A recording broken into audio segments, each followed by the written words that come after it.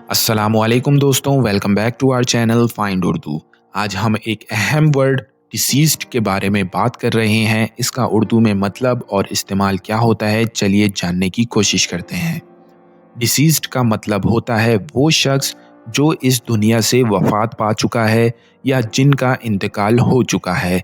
जब कोई इंसान इस दुनिया से रुखसत हो जाता है तो हम उन्हें डिसीज़्ड कहते हैं।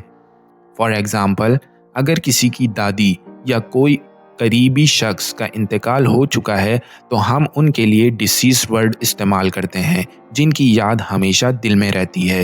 The deceased family held a memorial service in his honour, यानी मरहूम की फैमिली ने उनकी याद में एक यादगार त्यौहार मनाया।